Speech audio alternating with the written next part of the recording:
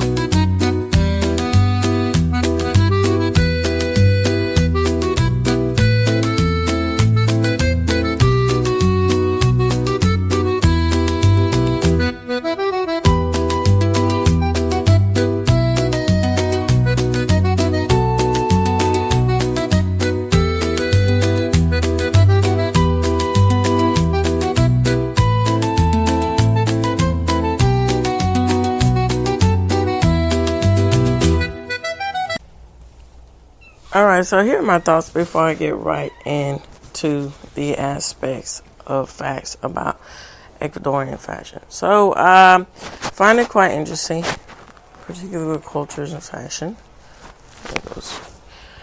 where the terrain is necessary into the aspects of how people dress and what people do. And so, in Ecuadorian fashion, it goes along the lines of, where you are, what kind of climate you're in. It's the level of what is effective, how durable, how lasting, how comforting your clothing is. So that really is a staple in the shape in which you are suitable into your environment. So, because if you're in an element where, there is it's a hot terrain, or versus the element that's very cold, those climates are quite different, but they also really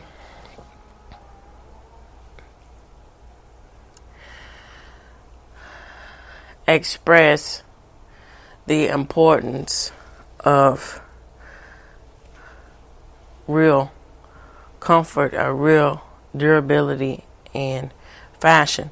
And it also separates the marker between the quote-unquote sustainability, because there's a lot of companies that say, our clothing, we're sustainable.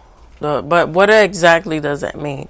So sustainability also is an indicator, or not, depending on who the clientele who buys it, and what it's for and everything. For instance, if it's workwear or if it's something else, or it's that needs to stand for something. And it's unfortunate there's, companies that don't really understand that it's just a flash in the pants idea about what what is everlasting quality in clothing. And so really good examples of that, from an American point of view, and then, going globally out, depicting on the type of climate and type of work and the type of everything, work versus social and everything, it really expands a lot. Now, a lot of people can relate to this, some people can't, to each his own, but what have you. For instance, when shoe comfort, wherever it goes to, if you're working in a warehouse versus if, you're working outside, your contractor outside, you need to have shoes that withstand the level of work that the person is doing.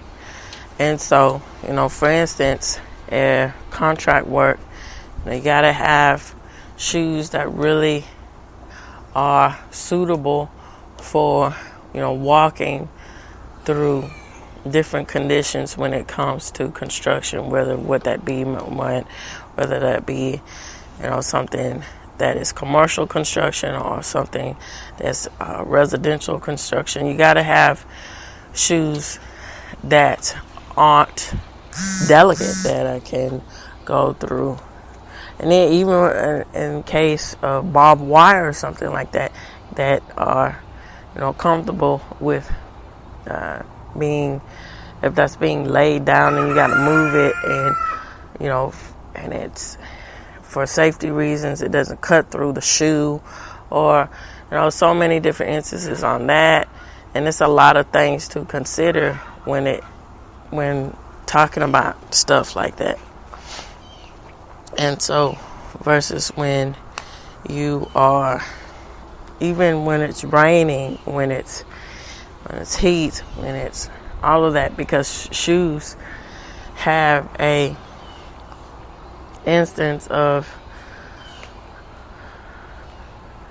sweating, when, and the aspects of having shoes that can withstand the aspects of different elements of outdoors, that don't smell bad, or when you get in the aspects of odor eaters, helping to eliminate the smell, or stuff like that. And then going back versus if you're working in a warehouse or so forth, you're gonna look and you're gonna need shoes that are very comfortable. Like some people are comfortable with wearing stainless steel boots. That's not for everybody, but most of the time you're gonna want shoes that can withstand standing for long periods of time, because you get in the aspects of dealing with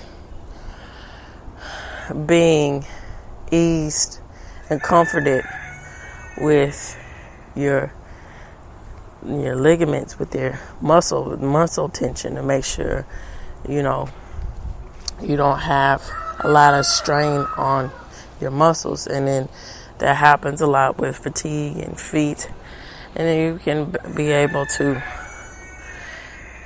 get through the job. Well, do your job, I don't see the aspects. It's kind of weird to me to have the concept, I gotta get through this. Just so you don't have that offsetting thought in your mind, my aching feet, so painful and so forth. You just finish your job right on out. And so, that, moving on to the topic today of Ecuadorian fashion. And then understand and the history, the culture aspects of, clothing is primarily, when have cultures, it's primarily with clothing of comfort. It says a lot about the cultural aspects of where people find their values and things. And so that really means something when they say, these clothes are made for these types of elements, or you got to layer because of the conditions in which you're in. It's not something that's just a superficial or artificial means of appearances. And that's something to say about that. Alright, so with all these aspects, I'm going to get into facts about Ecuadorian fashion. Here we go.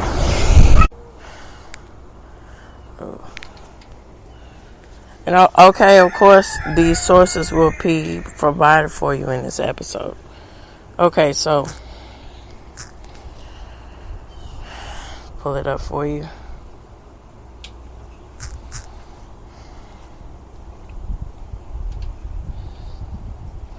Alright, so here we go. Here. I go all the way down, and I just have it. Alright, so I'm going to go backwards this week. So I'm going to read for an actual article, and then I'm going to wrap up and finish by reading from an AI pool of different facts about Ecuadorian fashion.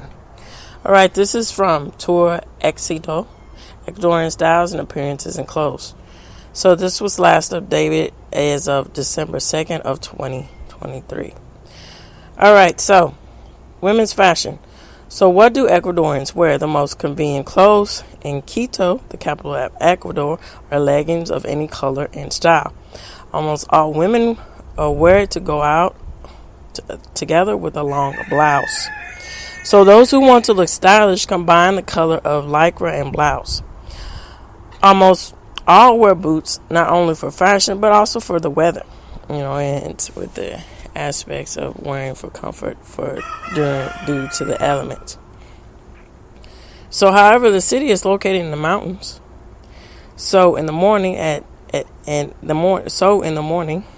at night it is cold. Sometimes the rainy day temperature is reduced to 15 degrees. Although sometimes the hot sun comes out, which can burn the skin. So women put on their boots. At the same time, there are girls who wear light clothes. So this is a quote from a Quito woman. So she says, as a woman in Quito, likes to combine the color of the blouse and boots. It contributes to style. It seems very simple, but the image takes the harmony of everything of the approach. Thus the silhouette looks thinner. So, and then I'm thinking this is coming from the writer herself. Referring to that. So in the capital, almost no one wears bright summer dresses, short skirts, or shorts. So the writer's reminiscing, saying they remember a little uncomfortable feeling when they put on that kind of clothes. So of course they're saying they feel they are people who dress in the original way. So there is the hippie and long skirt and ornaments. So some girls wear blouses with the pronounced neckline or short backs. Then they cover themselves with clumsiness of the subway because there itself is full of people and it's quite difficult to maintain private space. So men's fashion. Young men, for the most part, are emulating the style of Spanish pop stars, Latin pop stars, that is. They are big shoes or bright shoes, slightly lowered, and jeans. So they have chains or scarves. So older men, it is a contrast between the older men and the younger men. This is their attire. So older men look formal, suit, tie, hairstyles. So, of course, everything depends on the level of social status, too. So that's a number one indicator that is really universal understood Your clothes pinpoint the type of status that you have, or type of latitude or level that you have in your culture. So if you have ornate fashion choices and you have the appearance of wearing clothes that are very luxurious, or luxury brands or so forth, that in itself is an indicator of symbolizing your type of monetary level and your type of power that in itself engages with people to think about you, or to think about the people you associate yourself with. Oh, they are important. Again, this translates to a lot of people can relate to this. Oh, you are a means of an important person because you can afford these types of attires and wear. You can afford these brands. You can afford these labels. And that says a lot of in itself to the higher and higher and higher into the means of the importance, and what that translates to the social and the cultural aspects of the value that people place with what the status of what they wear, of what they could buy for the situation where in their living quarters, or that really stands for a whole lot. Now, some marketeers want to divert and say that doesn't, we're all people are people, and that's true in some cases, but you can't. That's a underlying factor that you can't deny. That's really prevalent in the aspects of how people think about you, and the way in which the type of clothes you wear, and how you look. And it's superficial, but it's just true. It's just honest. Because even the aspects of hair and the aspects of skin appearance, how well you take care of your skin, your body, that says a lot about a person too. And we're pushing this body positivity movement. It erases the fact of human nature, because traditionally and honestly, people are attracted to others, or they pay attention to others who have classic good looks, and then that, whether it be their fit, their tone, that means something. That's just not something that's looked at in a vacuum, So this goes along the lines with the aspects of status and clothing and attire and wear too. So, all right. So,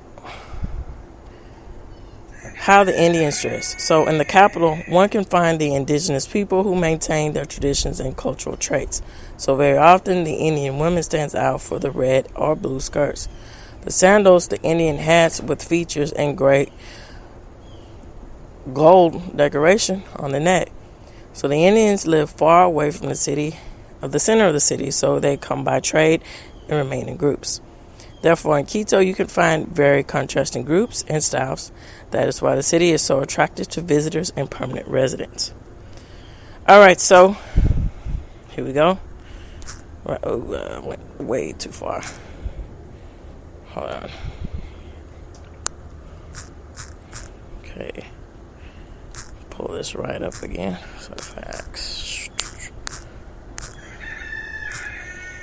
All right, so you know how you press a button and you don't mean to, you double press. That's what happened here. So I pulled it back up for y'all. So I'm gonna wrap up by saying these things. So Ecuadorian fashion is a rich blend of traditional and modern styles. So reflecting the country's cultural diversity and regional variations. Traditional clothing varies by region, with distinct styles among indigenous groups and urban populations. So modern fashion in cities like Quito and, forgive me for the pronunciation, Cusina, shows influences from global trends, while traditional attire remains an important part of the cultural identity. So traditional clothing. And the Andean regions, men often wear blue ponchos, fedoras, or felt hats, along with white Catholic kickers. knickers. So women traditionally wear white blouses, blue skirts, and shawls. So the shimba, a long braid worn by men, is a significant cultural symbol. The coastal areas, lightweight clothing such as the galbaras for men and dresses for women is common. So modern fashion in Quito. This is the urban aspects of Quito. People tend to wear jeans, t-shirts, and styles similar to those in the United States. However, there is also a trend of combining traditional elements with modern fashion, such as wearing boots with long blouses. The well-to-do in Quito often dress in European or American brand fashions, while the middle class may opt for more affordability, hence locally made clothing. Indigenous influence. So the indigenous group like the Octavananos and the Purahana or Ana maintain their traditional dress, which includes brightly colored skirts, embroidered blouses, and distinctive headwear. These styles are not only a form of cultural expression, but also a means of resistance and identity. So the cultural significance. Traditional clothing in Ecuador often carries deep cultural and historical significance. For example, the red poncho worn by indigenous communities are associated with historical uprising and a legacy of resistance. Similarly, hold on, my baby. What, Piper? What? Okay, hold on. I got one more line, and then I'm finished. You want to come outside with me for a quick minute? All right. Come on, Piper. All right, close the door, okay? All right, folks, get right back to it. So, the traditional clothing in Ecuador often carries a deep cultural and historical significance. For example, the red poncho worn by indigenous communities are associated with the historical uprising and the legacy of resistance. Similarly, the Simba, a symbol of indigenous identity, is in respect to even modern contexts like the military. So, association with military for nationalism and pride, because mostly being a part of the military front or the military in itself represents nationality, pride, and protection of the country. So that's something to say about that too, from my point of view of what that means. So regional variation. So the fashion in Ecuador varies significantly by the region. So in the Amazon, some indigenous tribes still wear traditional feather headdresses, while in the coastal areas, clothing is more modern and similar to that of the Sahara. So in Cusina, there's a mix of traditional and modern styles, with some residents preferring tight clothes and high heels, while others maintain traditional attire. So this reaches the end. I'd like to know what you all think. Mommy will get that, okay? So this reaches the end of the Hovering Light. I'd like to know what you all think. Feel free to reach out to me. Tune in, turn up, and absolutely take care. Bye-bye for now.